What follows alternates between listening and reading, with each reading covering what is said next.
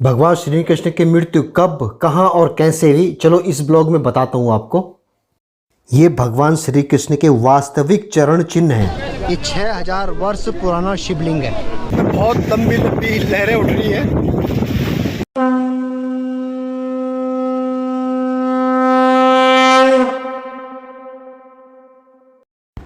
और ये सोमनाथ मंदिर के आसपास की मार्केट है। यहाँ से बच्चे लोग चोली घाघरा ले रहे हैं क्योंकि फर्स्ट डे जब गर्मी में गए थे तो हमें एंट्री नहीं मिली थी क्योंकि हम ट्रेडिशनल ड्रेस में नहीं थे।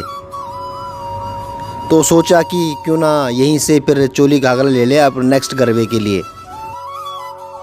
स्वागत है आपका महादेव की नगरी सोमनाथ से। सोमनाथ ज्योतिर्लिंग दर्शन के बाद अब मैं यहाँ के बीच पर जा रहा हूँ। जब गुजरात आ ही गया हूँ तो समुद्र यानी कि सी के दर्शन भी कर ही लेता हूँ।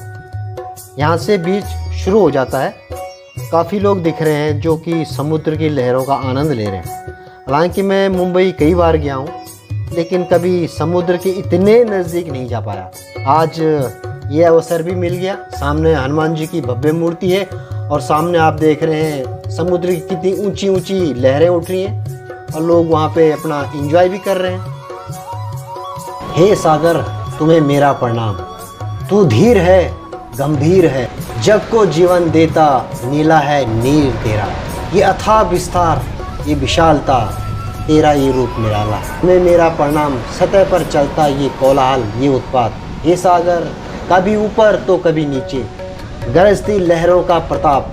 ये तुम्हारा दर्द है आक्रोश है या फिर वहाँ से बहुत तेज लहरें आ रही है और ऐसा लग रहा है जैसे समुद्र यहाँ से जो है ना यहाँ डाउन है और ऊपर की तरफ जा रहा है इस तरह।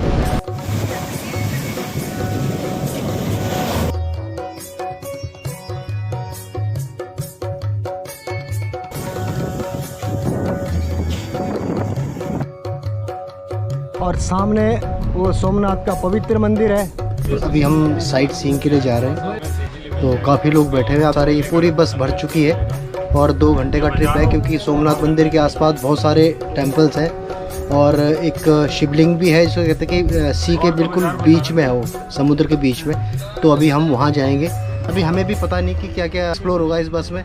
बस आप देखते रहिए, वीडियो पे बने रहिए। Thank you. इसमें लिखा हुआ भालका तीर्थ है, बाणगंगा है, परशुराम का मंदिर है, श्री राम मंदिर है, त्रिवेणी संगम है और गीता मंदिर है। ये भगवान श्री राम का मंदिर भी बस से उतरे हैं तो पहला मंदिर यही है। इसी के पीछे बताया गया कि भगवान परशुराम की तपस्थली है।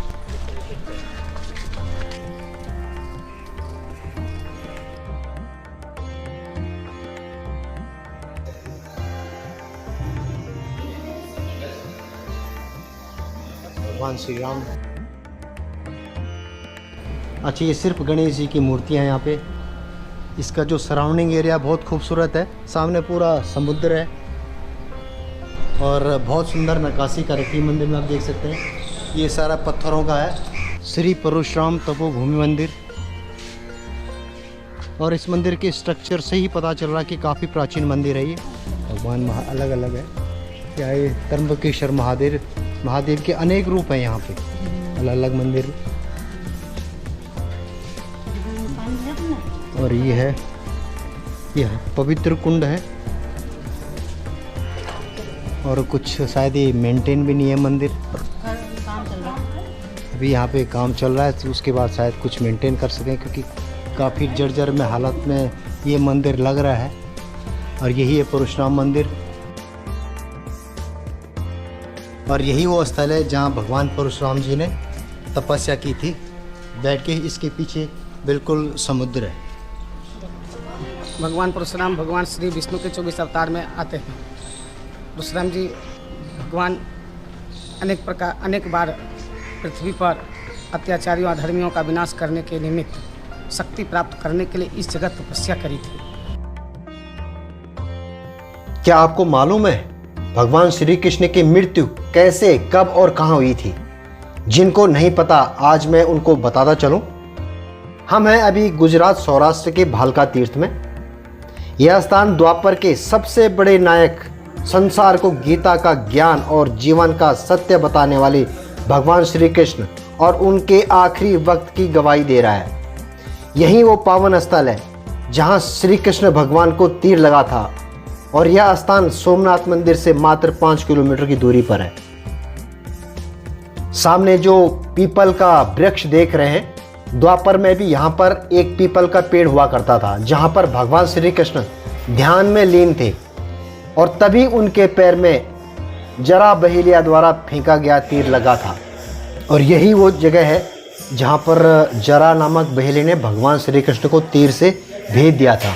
सामने भगवान श्री कृष्ण हैं और उनके सामने जरा नामक बहेलिया जो श्री कृष्ण पर बाण मारने के बाद माफ़ी मांग रहा है और भगवान श्री कृष्ण ने उसे माफ़ भी कर दिया था।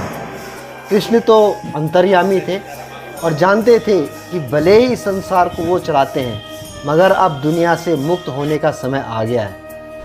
कहते हैं जब त्रेता युग में भगवान राम ने बाली का वध किया था, तो बाली ने भगवान श्री राम से प्रश्न किया था कि हे राम, आपने मुझे तीर क्यों मारा? तो श्री राम ने बाली से कहा था, यह काल चक्र है, द्वापर में मेरी मृत्यु का कारण तुम ही बनोगे।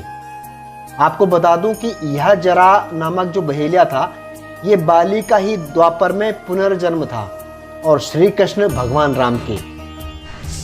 अब इस जगह पर एक भव्य मंदिर बन चुका है और सामने ये कुंड है, पवित्र सरोवर से कहते हैं। और सामने आप जो देख रहे हैं वही मंदिर है, उसी के अंदर जो मैंने अभी आपको दिखाया था कि जहाँ भगवान श्री कृष्ण को तीर लगा था, तो इधर से ऐसा दिखता है वो मंदिर। और वो जो पीपल का पेड़ है वो मंदिर के बीचों बीच से निकल रहा है। अब हम पहुँच गए हैं उस पवित्र स्थान पर जहाँ भगवान श्री कृष्ण ने अपनी देह यानी कि शरीर का त्याग किया था। ये जगह हिरण नदी के किनारे है और यही वो जगह है जहाँ भगवान श्री कृष्ण तीर लगने के बाद आए और यहीं से स्वर्ग की ओर चले गए थे। ये जो सामने आप देख रहे हैं, ये श्री कृष्ण के चरणों के निशान आज भी हैं और पूरे संसार में ये जगह देहोत्सर्ग के नाम से मशहूर है। महाभारत युद्ध के लगभग 35 वर्ष बाद जब द्वारका नगरी डूब गई थी, तब सारा यदुवंश यहीं पर आकर बस गया था और आपस में लड़ झगड़ कर समाप्त हो गया था। यहाँ दीवार पर गीता के 18 अध्याय लिखे हुए हैं और यही वो हिरण नदी है जिसके किनारे ये जगह बसी हुई है।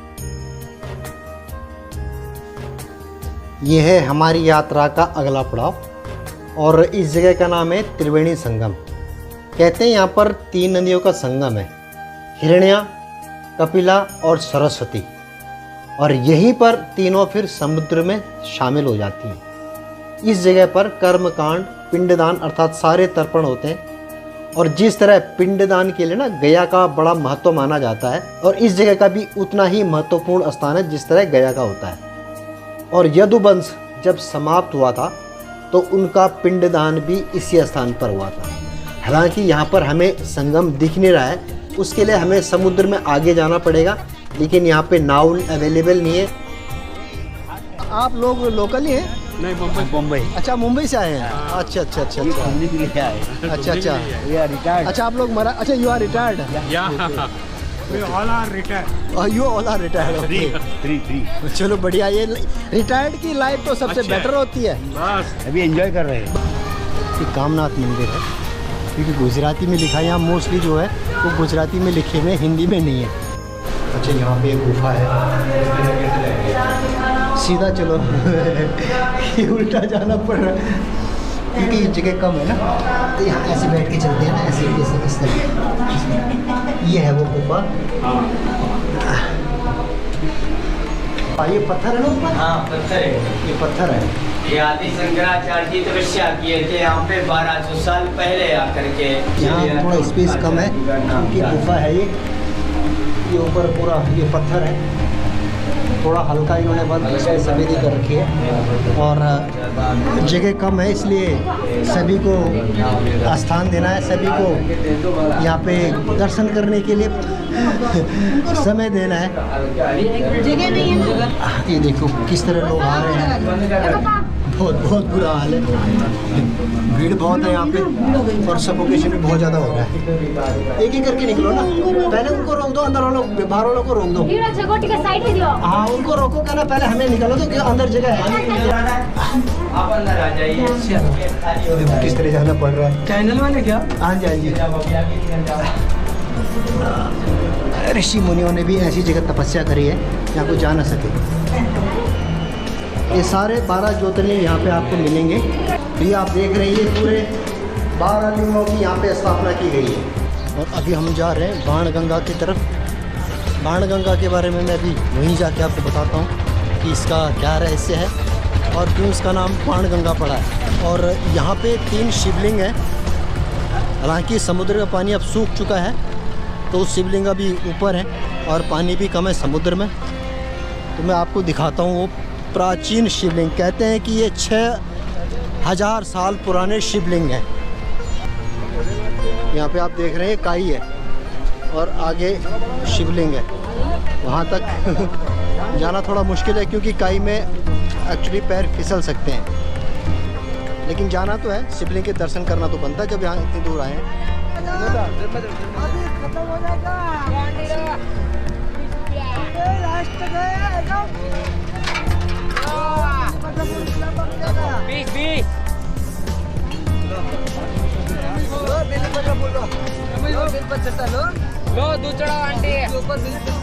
ये हो पुराना शिवलिंग, जिसके बारे में कहा जाता है कि ये 5000 साल से पुराना है।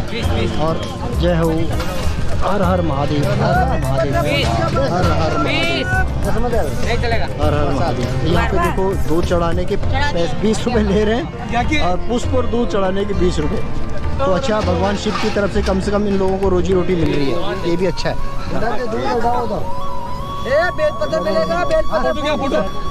दूसरा शिवलिंग आगे है। ये तीसरा शिवलिंग किधर है? आजा सूजी, आराम से आना। ओम नमो शिवाय, ओम नमो शिवाय, ओम नमो शिवाय, ओम नमो शिवाय, ओम नमो। प्राचीन शिवलिंग, दूसरा शिवलिंग। और इसके बारे में भी कहा जाता है कि ये 6000 वर्ष पुराना शिवलिंग है। ओम नमः शिवाय, नमः शिवाय, नमः शिवाय, नमः शिवाय, नमः शिवाय, नमः शिवाय, नमः शिवाय, नमः शिवाय, नमः शिवाय। सबका कल्याण करना।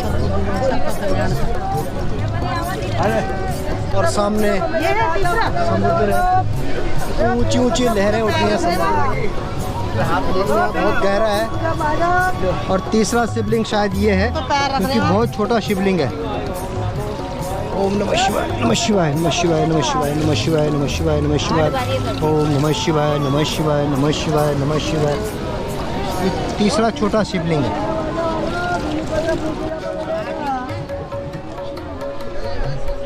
और इसी जगह का नाम है बाणगंगा, जहाँ से जरा नामक बहेलिया ने बाण ये सोचकर चलाया कि शायद कोई चमकती चीज़ हिरण है, लेकिन वो हिरण नहीं बल्कि भगवान श्री कृष्ण का पैर था, जो भगवान श्री कृष्ण की मृत्यु का कारण बना।